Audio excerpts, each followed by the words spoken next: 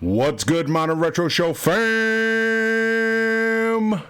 Teacher Eddie back with another reaction. Today we're doing Oversimplified Russian Revolution Part 1.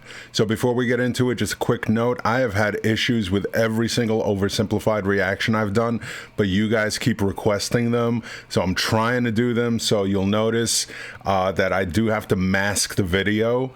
Because I get manual reviews for whatever reason on every single oversimplified reaction, and then it gets taken down, and I gotta file appeals with YouTube and fair use and all that good stuff. So I assume most people have already seen the video.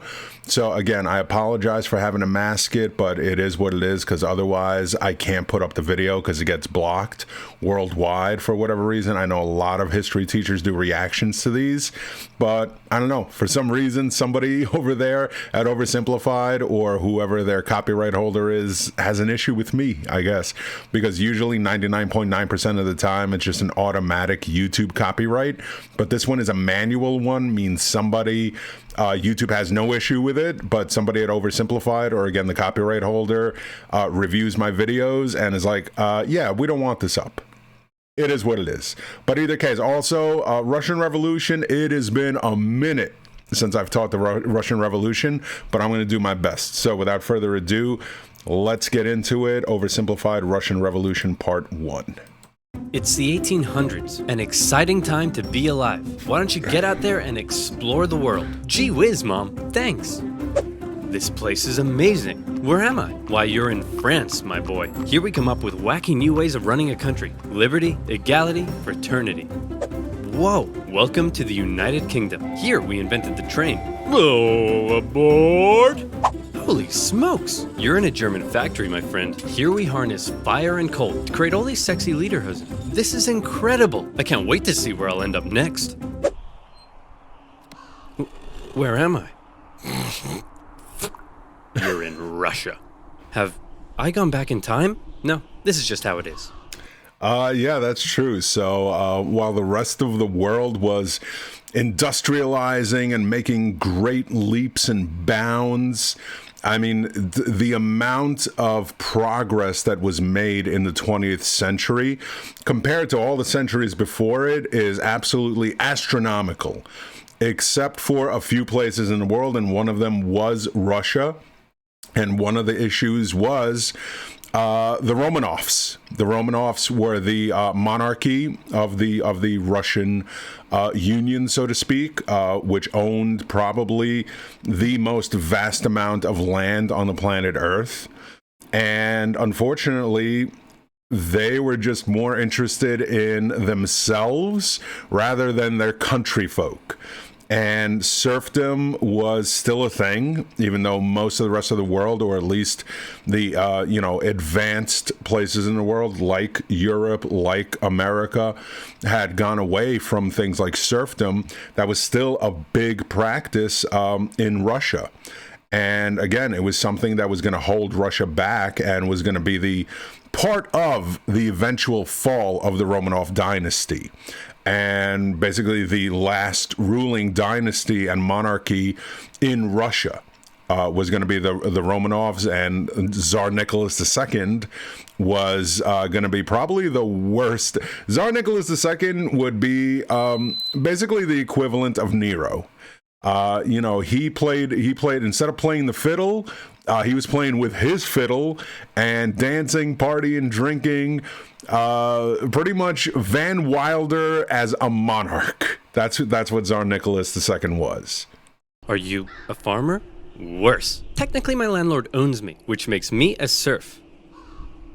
I'm scared. You should be, because I haven't eaten in 4 days, and you look pretty tasty. Hey, Jimmy, how are your travels?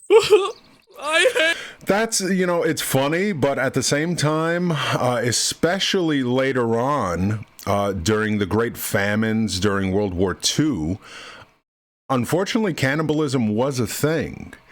And I mentioned it when I reacted to the fallen of World War II, because my grandmother lived through the Second World War, and she would tell me some of the horrific things that she witnessed during the Second World War.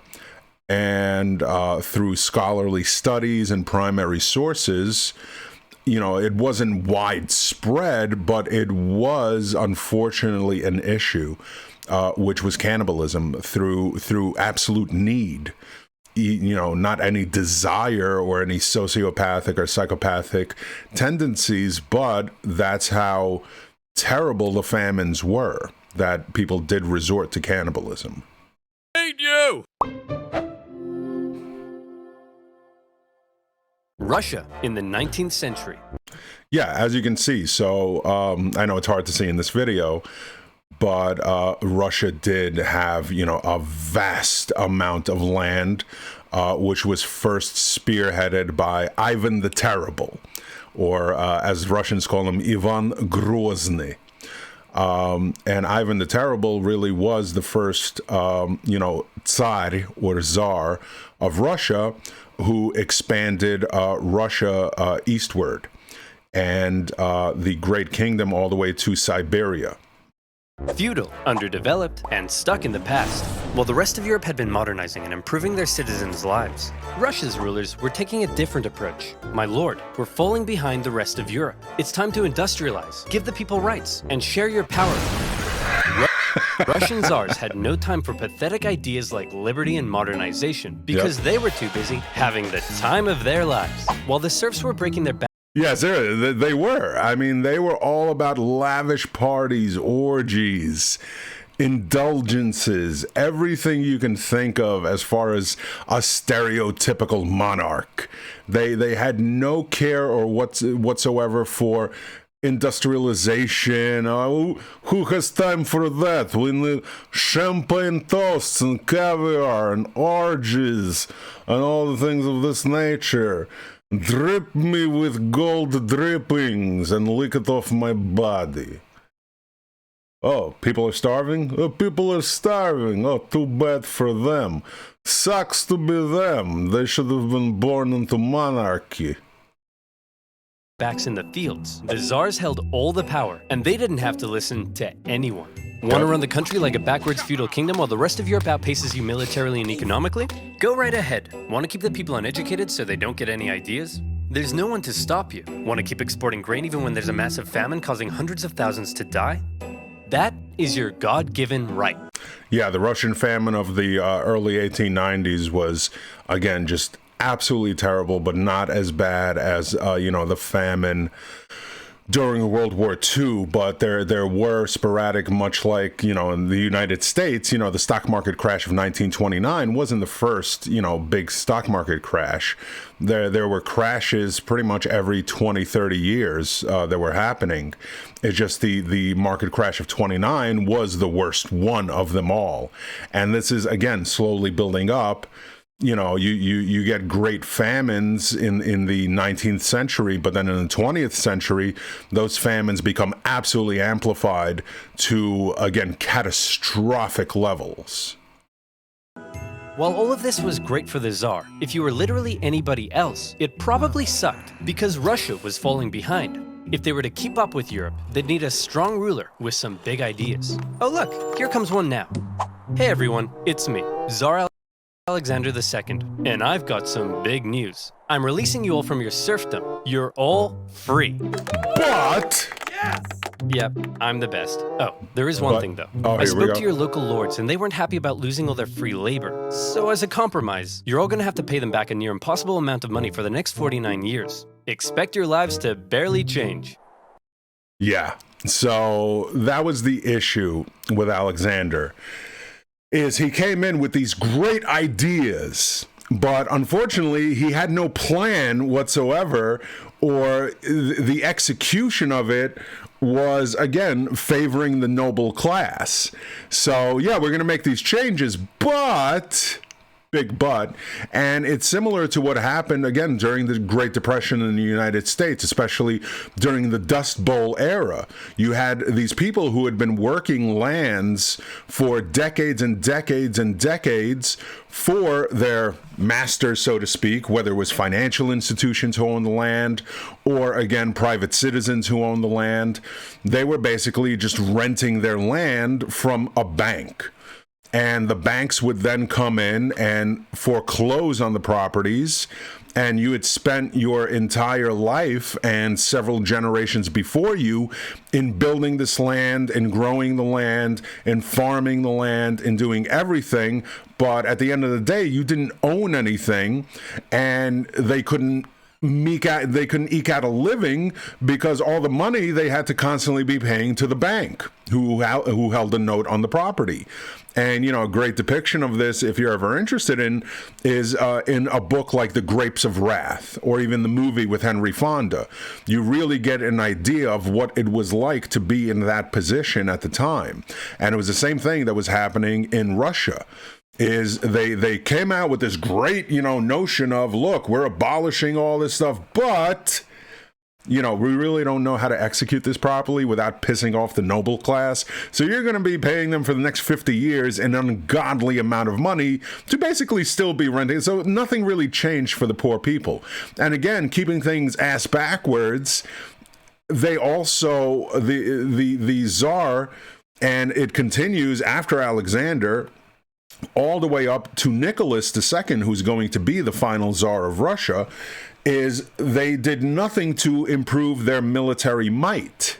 They didn't learn lessons, was the big issue. They never took away from their mistakes, and they never tried to improve or, take this is what's going to empower somebody who's going to come along, of course, soon and be a big figure in this, and that is Vladimir Ilyich Lenin, right? Vladimir Lenin. So this is what gives Lenin, the opportunity to come in, and also the 1917 revolution, which is what all this is going to be building up to, was also not the first revolution. They're probably going to cover the revolution of 1905. And even in 1917, there were two revolutions in 1917. It's the latter one that, we study the most, of course. But also there's going to be a huge issue, hopefully they cover it, with the Russian war with the Japanese in 1905, the Russo-Japanese War, where Russia gets humiliated. And the big lesson from that was that Japan not only industrialized, but industrialized at a rapid pace and invested in expanding their naval forces, which is what allowed this tiny little island to defeat this great superpower. And that was also a huge catalyst in the people turning against Tsar Nicholas. Because even though Tsar Nicholas had somewhat turned around the economy and people were starting to be a little bit happier, as long as the economy's good, everything's great. But losing that war to the Japanese made the Tsar just look weak. And that is one thing Russians do not recognize as weakness in their leaders, which is what also brings down Khrushchev, after the Cuban Missile Crisis.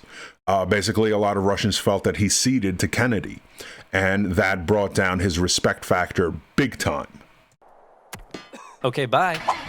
Now I know what you're thinking. This Tsar Alexander II seems like a pretty cool guy. He's trying to reform the country and get Russia on the right path. Everyone must love this guy, right? Wrong. Why does one man get to decide the fate of everyone in the country? This whole system is dumb. Somebody should do something. Like what? Like kill the Tsar. You're gonna kill the Tsar? Well, me? No. I'm busy. I was kind of hoping you'd do it. Okay. See, I got people stuff to love do, me. son. They're throwing flowers, confetti, and high-grade explosives.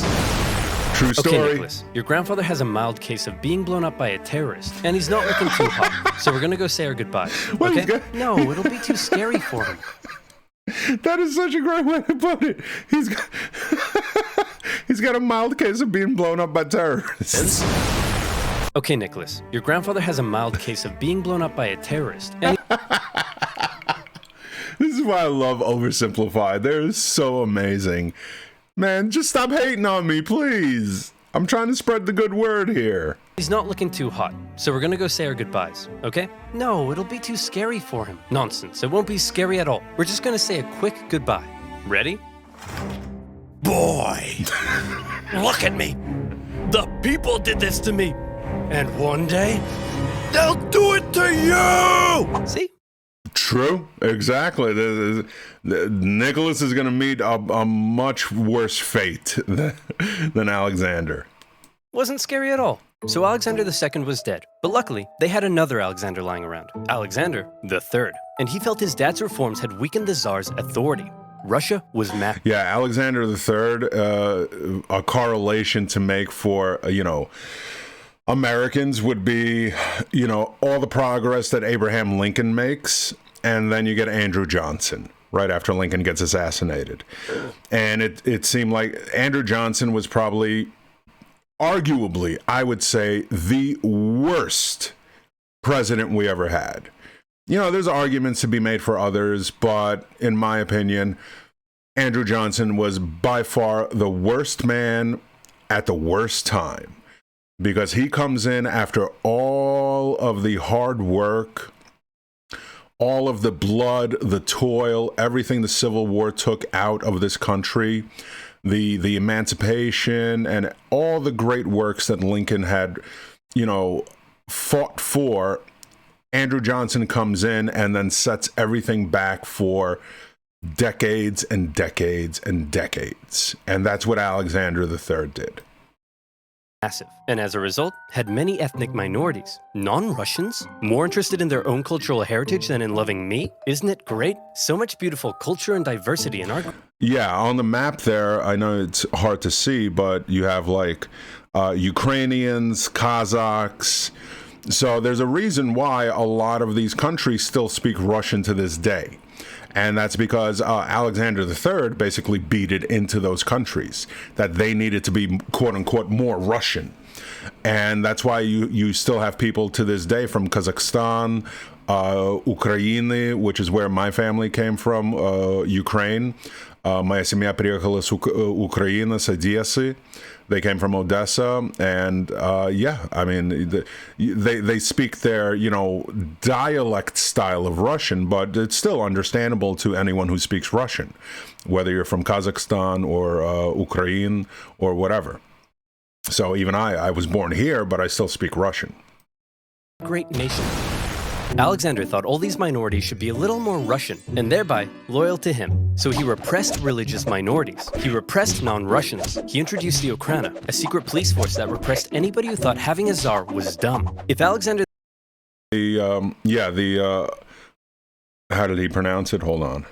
The second was the great reformer, force that repressed anybody who thought having a czar was... Yeah, he said Okhrana, but there's no emphasis on the K in Russian. It would be Okhrana, which is like the protectors. Okhrana is to protect. But yeah, they were basically like what you would think of the KGB in more of the modern historic context. Dumb. If Alexander II was the great reformer, Alexander III was the great repressor. Yeah, 100%. So like I said, it's basically Andrew Johnson coming in after Lincoln. That was the issue. That's how you run a country. Hey, Dad? Ugh, great. It's my son Nicholas, who I like to call a girly girl because he's so weak and pathetic. When are you gonna grow up? You still look like a girly girl to me. But Dad... That is a good that's a good animation of Tsar Nicholas right there. But yeah. But I wouldn't call him a girly girl, but he was definitely a little boy. I grew a beard. Yeah, an ugly girly girl beard.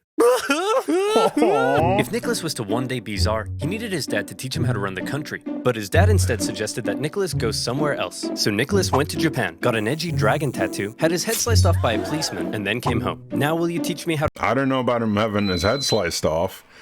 But yeah, he did spend time in Japan. I don't really know much about Nicholas's time in Japan, but he did get a tattoo there, though. That's true. Rule. I suppose it's time. Okay, there's a lot you need to know before becoming Tsar. Uh-oh. What? I've got kidney inflammation. He dead. Oh, no. Upon his father's death, a totally unprepared Nicholas II ascended to the Russian throne. He wasn't a reformer like his grandfather, nor was he a repressor like his dad. Nicholas was Nicholas. Timid, easily swayed, and more interested in doing whatever the hell this is. Or this. Or this. He wasn't ready to rule, and he himself admitted... I don't think Nicholas would have ever been ready to rule, because again, like I said, it's Van Wilder. He's Van Wilder. He just wants to party. He wants to fill donuts up with like nut butter from a dog. You know, that was his thing. He liked pulling pranks. He liked drinking. He liked partying. You know, if he was alive in modern era, he'd be a bro. You know, he'd be fist bumping. He'd be beating his wife because she didn't get the protein powder. You know, he'd be down at the Jersey Shore. He'd be listening to techno music. He'd have a huge collection of glow sticks. You know, he'd be partaking in whatever pills were being dispensed at the party, not even asking, like, what's that pill for? Just take it, son. Don't worry about it. You're going to have a good time with it. All right. Sounds good to me. It, saying, I'm not yet ready to be czar. I know nothing of the business of ruling. Bit of an awkward time to bring it up. However, Nicholas firmly believed that he was chosen by God to be Russia's big daddy. And while he doubted his ability to rule, he was going to give it his best shot. And hey, who knows? Maybe he wouldn't be so bad after all.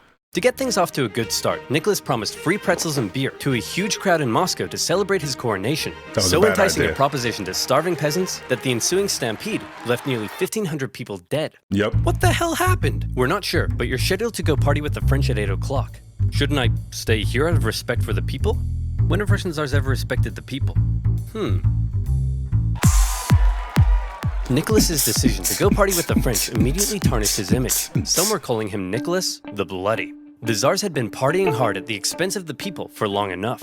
They'd emancipated this... That's right, man. It was like Andrew WK 24/7. Party hard, baby. serfs, but failed to lift them out of poverty. They used their secret police to crack down on anyone who might criticize them, and they'd failed to modernize and give the people rights, something the rest of Europe had begun doing over a century ago. The rule of the czars was quickly becoming outdated, and more Russians began wondering if there was a better way.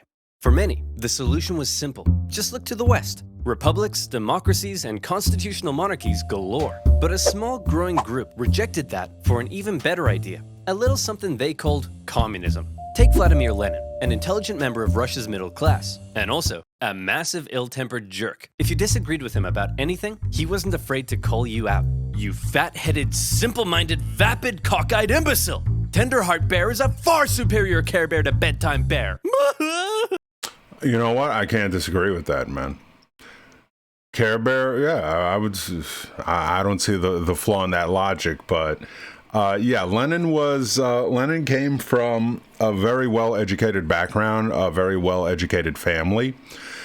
A lot of people try to defend Lenin and say, oh, well, you know, Stalin was, you know, Lenin had, you know, this great ideology, and if only Lenin had lived, you know, the revolution would have flourished and Russia would have been much better off. But if you really read Lenin's works, and there is an abundance, you know, Lenin's works are ubiquitous. So there's plenty of written, you know, primary sources from Lenin to back the theory that even if Lenin had lived, there's no reason to think he would have been any better than Stalin, when in fact he could have easily been even worse than Stalin. Stalin, you know, they just had different drives. Stalin's drive came more from a paranoia, because Stalin was not a Russian. Stalin was Gruzin. Gruzin is somebody who comes from Georgia. Not Georgia in the United States, Georgia in Asia, which is in the Caucasus. And he was constantly frowned upon. He was constantly belittled by the Communist Party because he didn't speak Russian well. He spoke it with what they would consider a backwards type accent, almost like, you know, how a lot of people view people from the South as, you know, simple folks and inbred and backwards people and things of that nature. And, you know, the stereotype was the same for people who came from, you know, Gruzin, people who came from Georgia. And Stalin was constantly driven by that paranoia, driven by that fear of non-acceptance, driven by, you know, even his deformities. He had webbed feet. One of his feet was, you know, shorter than the other. He was not a man of big stature either. He wasn't a tall dude. So he was driven by insecurity, whereas Lenin was driven more by the same things really that drove the monarch. Is he felt he had a divine right to lead, and that was his big downfall also, in, trying to garner support and everything else. And that's why there was constant fighting and bickering between even people within the Marxist-Leninist party.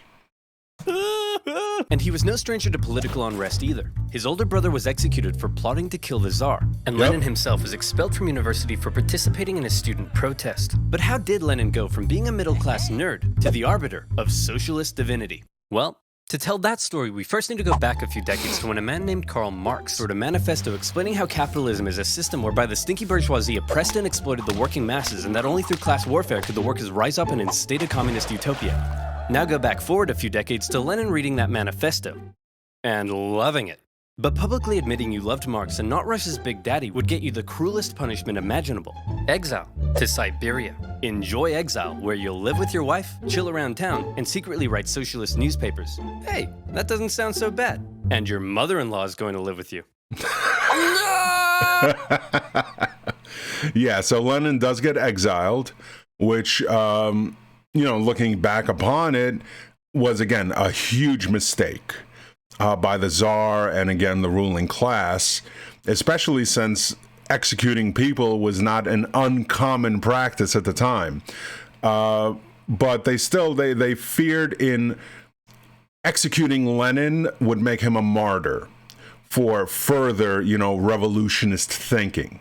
So just a quick, rudimentary explanation on a few points.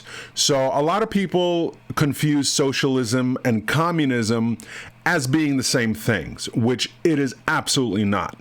So socialism, of course, is, a theory of, a system of social organization.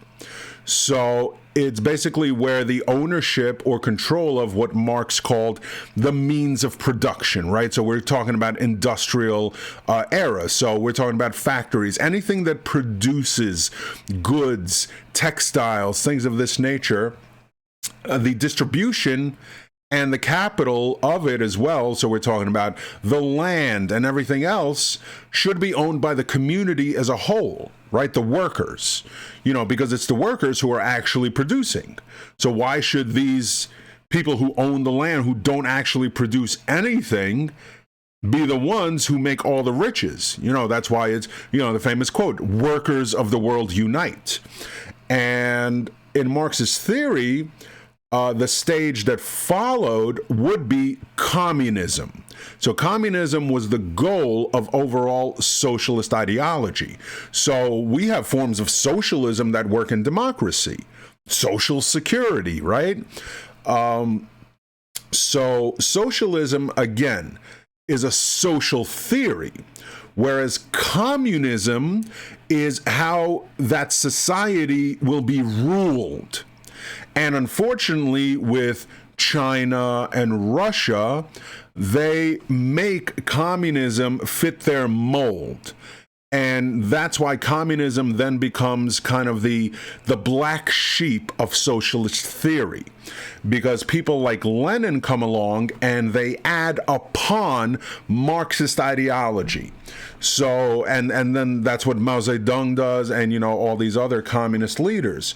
So Lenin's version of Marxism, the bastardized version of Marxism, is Marxist-Leninist theory.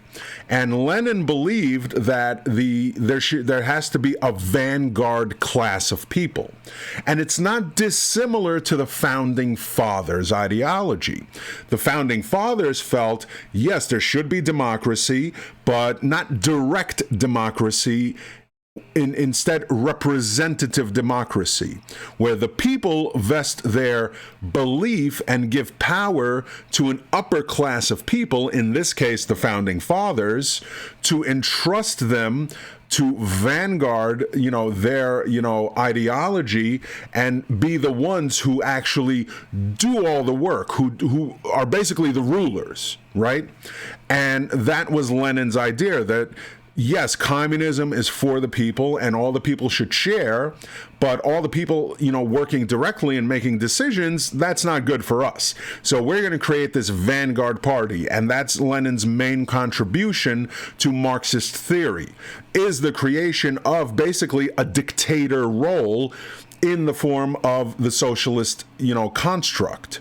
So socialism is the theory on how everything is going to work, whereas communism is the rule over that. So you can have a country that is socialist but not communist, right?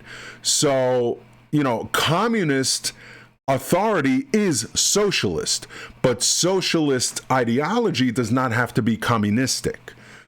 So that's Lenin's big role, and again, putting himself at the top of that vanguard class. That was Lenin's big contribution. That you can't have the people making decisions. You have to have people who are learned, people who are educated, people who can understand the intricacies of ruling, of tactician, of all these different things, which the lower class people didn't have that type of education. And that's literally what the founding fathers felt as well. That's why Thomas Jefferson, when he writes the Declaration of Independence, he did not come up with the ideology of life, liberty, and the pursuit of happiness. That was the ideology of John Locke. But John Locke's ideology was life, liberty, and property. That every human being had the right to property, which again is a socialistic idea. But the founding fathers felt, well, let's not let all these peasants think that they can also own property, because that's what we do, right? We don't want the regular folks encroaching on our territory, right? So there are some similarities here.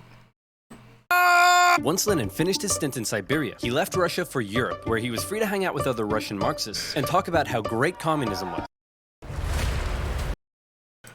Yeah. So again, Lenin does make some friends. He picks up a lot of support, and even though, like I said, they feared executing him would make him a martyr, but exiling him made him as much of a hero within people who sympathized with his views of socialism and communism.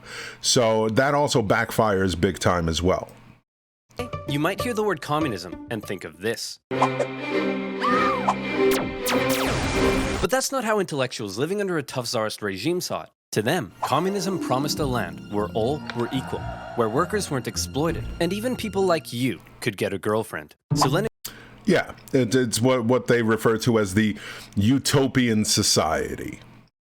Joined a party of Russian communists living in Europe, and he founded a communist newsletter that was smuggled into Russia to try to radicalize the people. However, not everyone in the Socialist Party agreed with Lenin. In fact, they disagreed with him on a lot of issues. Yeah. And Lenin was so uncompromising that he caused a split in the party. During one conference, a heated debate broke out, and Lenin was unwilling to give an inch. You pig-ignorant, half-witted, fatuous morons! Cereal is a soup! Listen, Lenin, you're a smart...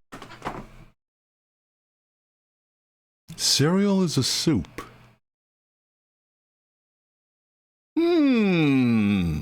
Lenin's coming up with some good stuff here. I may have to change my opinion on Vladimir Lenin.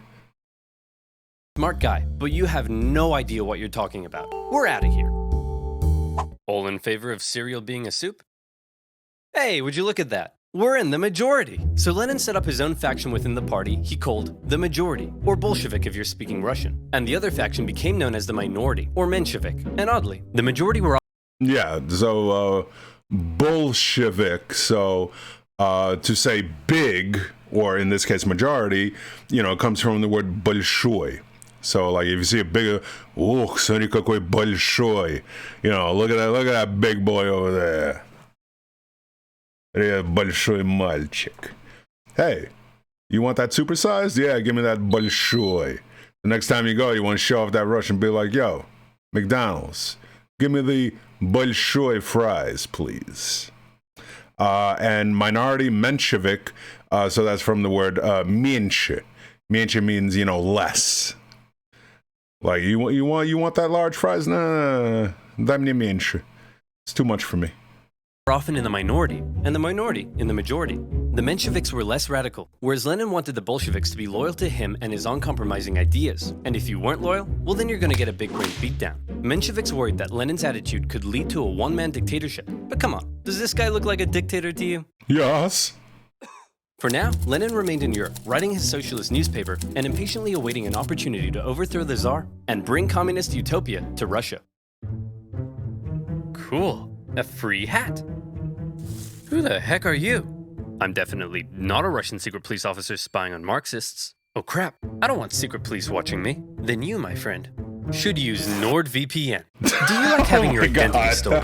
If yes, you need therapy. If no, you need NordVPN. All right, NordVPN has thousands of super fast servers in 62 countries. What excellent placement there, Oversimplified. That you can compete and is now quarantine binged all of the greatest videos on 68% off at nordvpn.com/oversimplified. There you go. Just to plug it for Oversimplified there. Maybe like a mea culpa. Let's be friends. There you go. nordvpn.com/oversimplified. In the description below, and get protected now. That's nordvpn.com/oversimplified. And as always, you'll be supporting my channel. So muchos arigato. There you go. Support Oversimplified right there. I always say support Oversimplified because I love your content, Oversimplified. Just stop hating on me. Definitely, please go over if you haven't done so yet. I assume you have if you're watching this. I don't know why you would watch this first and then watch Oversimplified, but please give Oversimplified a like, subscribe, all that stuff. Support them. Go check out nordvpn.com, Oversimplified. Protect yourself from KGB assets, you silly Americans. Mon petit pois. Now, where was I? Oh yeah, a timid, easily swayed czar, a massive ill-tempered jerk, impatiently awaiting a communist revolution. And revolution was coming, but not in the way Lenin thought. Back in St. Petersburg, one of the Tsar's most skilled and influential advisors knew the country finally needed to catch up with the rest of Europe. Hey Nick. Yeah, Sergei Witte. Yeah. We really got to industrialize, get more factories, and make some, I don't know, textiles or something. Won't that change the social fabric of Russia? Maybe. Hey, isn't it past your bedtime? But I haven't had my milk and snuggles yet. Aww. Will you snuggle me? Nicholas thought modernization was boring, but he let Sergei do his thing. Literally, it's not that he thought it was literally boring. He's like, who cares? He had no, he's just a terrible dude. Everybody tries to paint the Romanovs as like this sympathetic, because, spoilers, it does not end well for the Romanovs and the entire Romanov family, including the kids. So they try to paint him as this sympathetic, what a beautiful love story. Nicholas and Alexandria, his wife, Alexandra, the poor Tsar, and what happened to him and his family. But you know what? They were kind of assholes. Not kind of, they were assholes. And do his thing he did. He borrowed some money and got Russia some sexy factories. And you know what sexy factories means. Sexy workers. Dirt poor, sexy workers. Long hours, low wages. Filthy disease-ridden factories. Sleep in overcrowded dormitories with all your stinky worker friends. Get your arms ripped off in a freak Russian doll accident. Conditions were terrible. But this growing working class wasn't about to take it lying down. They started to do what workers do best. Strike. Despite Sergei's efforts, people in Russia still weren't happy. Peasants were still poor, liberals still wanted reform, and now the workers wanted better working conditions. And the problem with being an autocrat is that when everyone's unhappy, there's only one person to blame. You. The people hate me. What do I do? Ooh, I know. Why don't we find a weak and pathetic nation to go to war with? We'll win easily, and everyone will love me again. Why don't we just try treating the people better? As luck would have it, an opportunity for war was forming in the Far East. Russia wanted to expand its sphere of influence into northern China, and coincidentally, so did Japan. But Japan didn't really want war, so they proposed an idea to reduce the tension. Hey man, we'll let you do your thing in Manchuria if you let us do our thing in Korea. I don't think so. We've got the largest army in the world. What do you have? I'm the Emperor of Japan. I have a giant mecha suit. Whoa. Cool. Nicholas and the boys didn't see Japan as a threat, so they felt they could push Japan around. But little did they know, Japan had been rapidly militarizing, and when they launched a surprise attack on a Russian fleet at Port Arthur... Yeah, so as I mentioned earlier, so number one, not only was Japan industrializing and militarizing, but they were doing it at an absolutely insanely rapid pace. And whereas, Russia and, Tsar Nicholas especially was like, who cares, man? I don't have time to wake up and worry about people starving and eating and military might and naval academy. I got honeys to go make. I got champagne to go drink. I got food to go eat. I got honeys to go to do the dances with and the ecstasies and the glow lights and all that good stuff, man. I need a nap in the middle of the day. And whereas Japan was like, man, son, we got work to do. Hustlers hustle. Get up in the morning, man. Go and get that. Early bird gets the worm, dog. You know what I'm talking about? And Japan absolutely embarrasses Russia in the Russo-Japanese War. And again, this is really a huge turning point here. We're going to get, in 1905, of course, not just the Russo-Japanese War, but in 1905, the first attempt, at least, at a revolution in Russia due to the embarrassing losses during this war. And especially, of course, because the other issue was Japan, being an island, understood that if you need anything as far as military might, being an island, it is having, a navy, taking the cue from the British. The British Royal Navy, was just everything. That was Britain's great might, was its navy. And Japan followed suit. And that's one of the main reasons why Japan easily, it wasn't even a contest, son.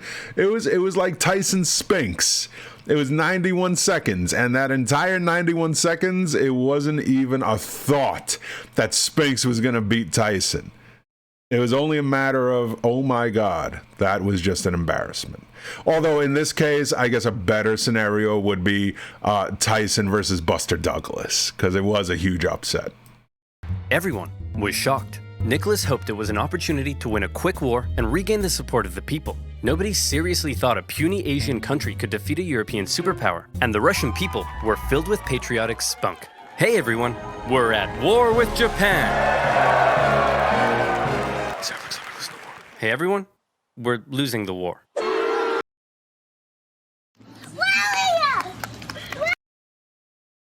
It's cute. But yeah, it was a huge embarrassment, and the people turned quickly on Nicholas at this point, and it's going to lead to the first big revolution. Won. An embarrassing defeat for Tsar Nicholas. Russia had enough problems, but now it had been internationally humiliated. The public were outraged. Unrest increased. Nicholas needed snuggles now more than ever. The tension was rising rapidly, and Russia was on the verge of revolution. All it needed was one disaster to push it over the edge. And that disaster would come in January 1905 from an unlikely source, a handsome Orthodox priest named Father Gapon. Father Gapon, yes. So, well, I'll let it play out and then I'll give my thoughts on this. But this was a huge blunder. This was a huge mistake by the Tsar and the nobility. Father Gapon was leading workers and their families to the Winter Palace, but this wasn't some violent uprising, it was a peaceful protest. They wanted to deliver a petition to Nicholas, which simply asked for more freedom and better working conditions. The protest was actually so peaceful and respectful that the Marxists thought it was a big waste of time. Hey Nicholas, some priest is leading a peaceful protest. Says here they want to give you a petition. A peaceful petitioning priest? I better get out of here. Nicholas had actually left the Winter Palace days earlier, and in his place, they brought in a truckload of troops, ordered to stop Father Gapon from reaching the palace. Hello, good sir, and long live the Tsar. Please, allow me to pass this simple petition to our dear father, Nicholas II. Good day to you too. Please, allow us to respond by opening fire. What began as a peaceful protest ended in tragedy. Imperial soldiers opened fire on the crowd. Around 200 civilians died, 800... Yeah, so it was an absolutely tragic, state of affairs that, you have this peaceful group. So it's similar to, on, of course, a much smaller scale, like something like the Boston Massacre, but really in more modern terms, it would be similar to what happens in Tiananmen Square in China, where you have this absolutely peaceful protest. It's just basically a sit-in by the students more than anything, who felt that, progress was being stifled and they just wanted to be heard. And that's all they wanted. They just wanted a meeting with people who were in places to make decisions. And instead of accepting that, not only do they thwart it, but then they send in a military might of 2 million soldiers and massacre all these, students who are also gaining the support of the working folk or the working class in China. And the workers of China start supporting them, and they just suppress it by, again, attacking in the dead of night, opening fire and massacring. If you haven't seen it, I did an original video of my own on this when I discussed the Tank Man of Tiananmen Square. But before I discuss Tank Man, I give an overview of what happened during the Tiananmen Square protest, the massacre, how it all started. So it's a pretty short video. It's not that long. So please check it out and support me as well. I'd appreciate that. But yeah, this was absolutely the turning point where the people said, you know what, enough is enough. 100 more were wounded. All they wanted was the opportunity to ask Nicholas to improve their lives. Instead, they were met with bullets. Nicholas didn't personally order the troops to fire, but as an autocrat, he got the blame. The event became known as Bloody Sunday, and Nicholas's reputation plummeted. Strikes erupted across the empire. Workers' demands increased. Liberals demanded political power. Peasants demanded land. The country was out of control, and the 1905 revolution had begun. Listen, Nicholas, peasants seizing my land and murdering my family I can tolerate, but illegally chopping my wood? That's obscene! And the worse I treat my workers, the more they strike. I don't get it. Everyone relax. As long as the military is still on my side, there's nothing to worry about. Sir, the sailors are starting to mutiny. Well, my life just sucks! With Russia still losing to the Japanese, unrest was growing in the military, and some sailors had even taken to killing officers.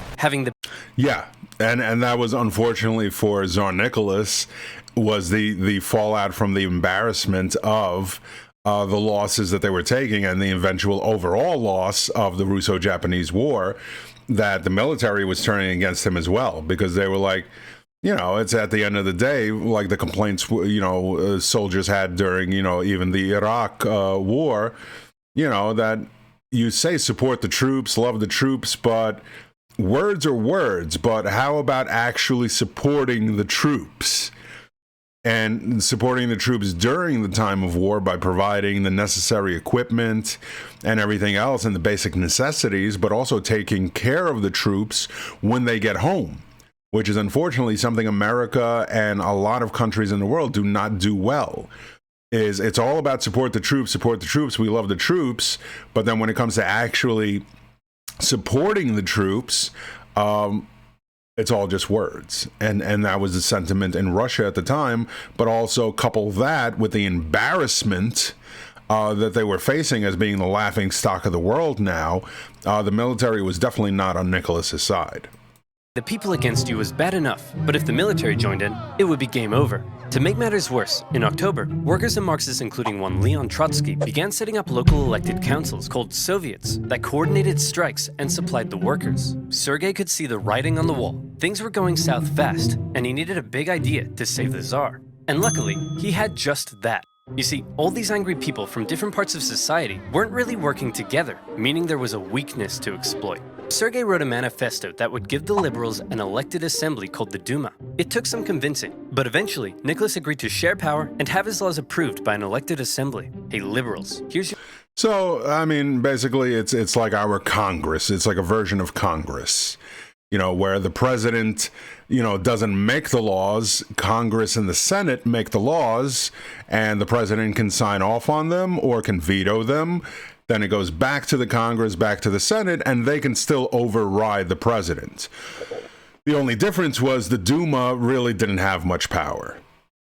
Your stupid manifesto. Happy now? We certainly are. But what about these guys? Aren't you going to give them what they want? Oh, goodness no. I was just going to kill them. With the liberals satisfied, and after ending the war with Japan, the Tsar brought thousands of troops home, who then dismantled the Soviets, arrested their leaders, and crushed the peasant uprisings in the countryside. And how about that pesky parliament Nicholas had agreed to share power with? Well, he then wrote a bunch of new laws, which basically said, hey, remember that manifesto I wrote and how you guys were going to approve my laws?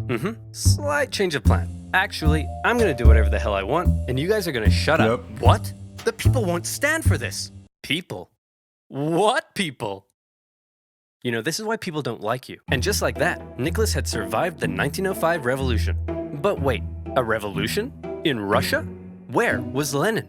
Well, Lenin and his communist pals were still in exile. He tried desperately to radicalize the uprising, but all he could do was watch. As the movements failed to organize, the liberals sold out the...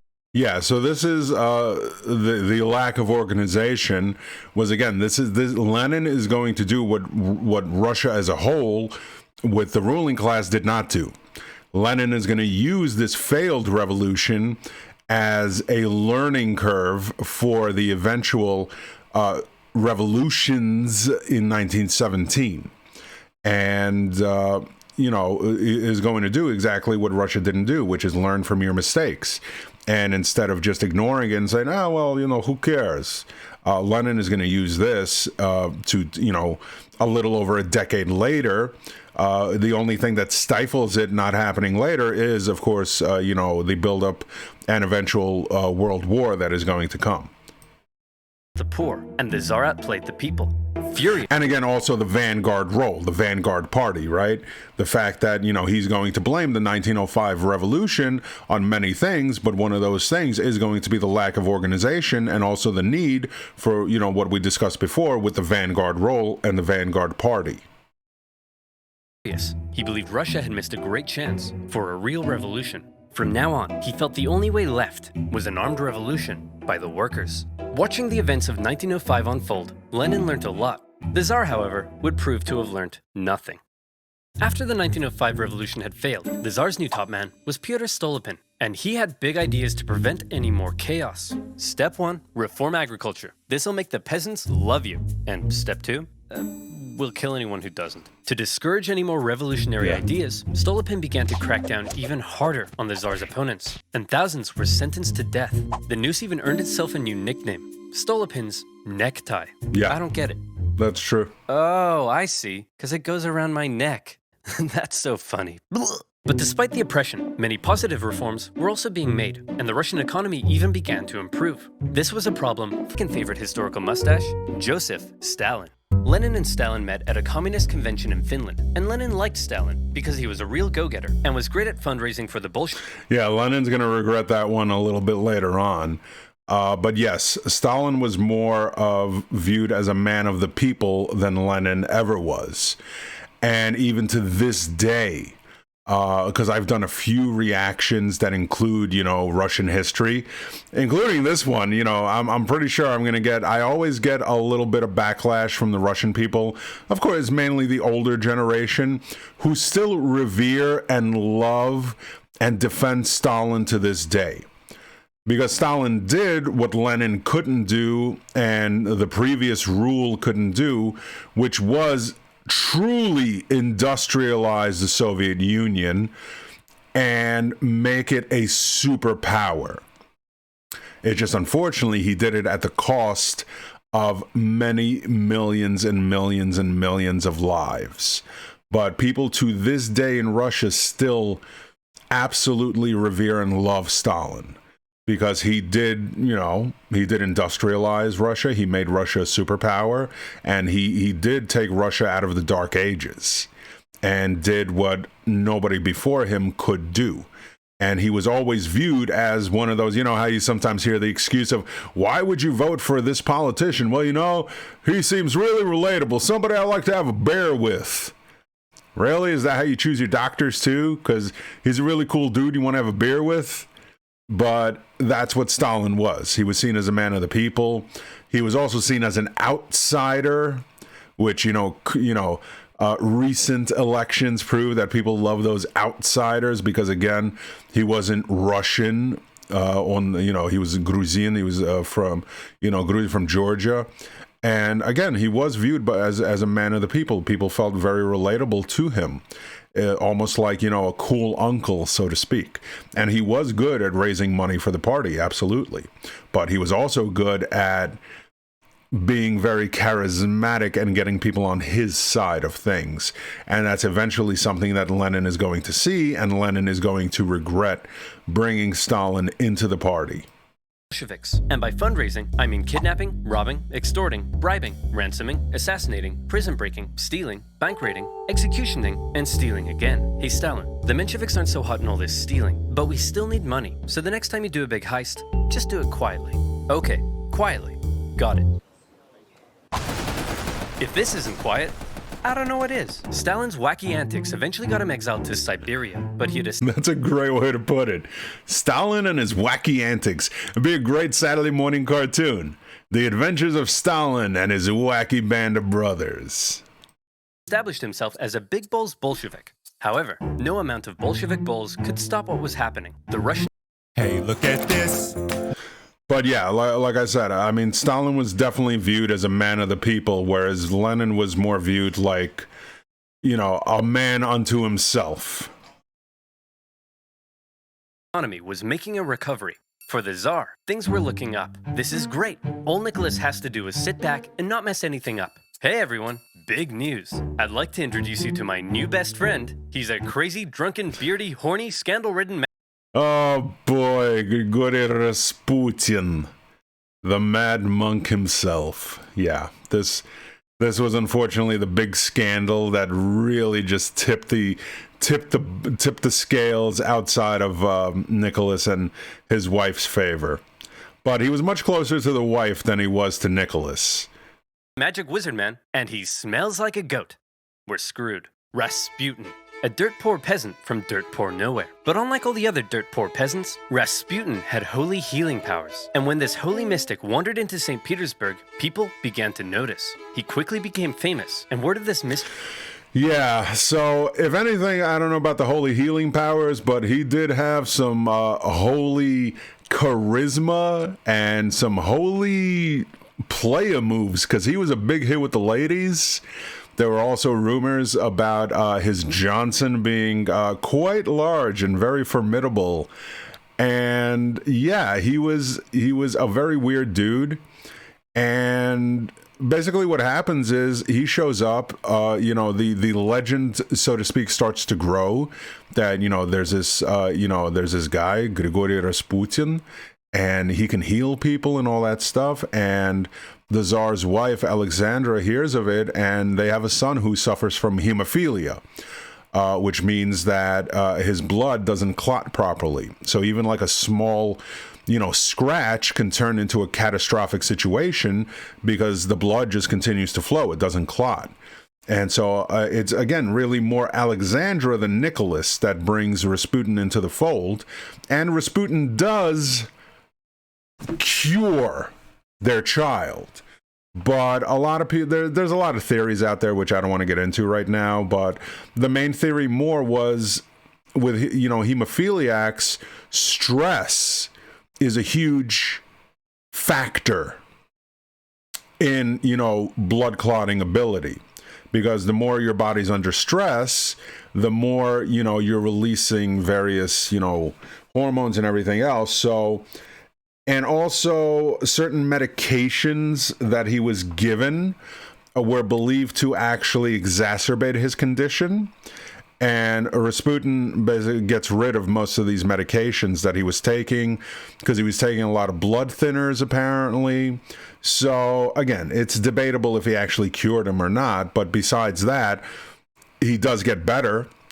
And the Tsarina falls in love with Rasputin, which becomes another issue because while Alexander's away, Rasputin will play. And hence we get Ra Rasputin, Russia's greatest love machine. And yeah, and the exploits become even bigger than his actual healing abilities. And it was really bad. I mean, there was no worse person they could have let in. Stream man and his healing hands made its way to the royal palace. The appearance of a holy homeless healer was of great interest to the Tsar and his wife. As far as royals go, they weren't that inbred, but they were just inbred enough for their son Alexei to get hemophilia, or in layman's terms, Mamma mia, that's a lot of blood! Knowing Rasputin could heal people, in 1906, Alexandra asked for Rasputin to come and see if he could cure their son. And crazy as it sounds, Rasputin did heal Alexei, possibly by taking him off his doctor-prescribed aspirin. Having seemingly done the impossible, Rasputin became very, very close to the royal family. But having a crazy homeless wizard man hanging around wasn't a good look for the Tsar, because Rasputin was freaky. Not only was he a big fan of alcohol, but he'd also throw these crazy parties with Russian nobility, where he'd and all night long. Yeah, And then exactly. his whole head hypnotic eyes, and nobody knew how the goat got on the roof. Initially, the press were banned from talking about Rasputin, but eventually, the ban was lifted, and the tabloids went to town. The whole thing was a huge scandal, and everyone was freaked out that this guy was influencing the Tsar and his wife. Yeah. Nicholas could have spent this period of relative peace improving his image. Instead, he spent it doing this. But as weird as the whole Rasputin thing was, so long as the economy continued to improve and the people's lives kept getting better, maybe Nick would be okay. Maybe there would be no more revolutions. Maybe this video could even end right here. Or maybe things were about to get worse. A lot worse. You see, the year is 1914, and that means it's time for World War I. Yep. All right.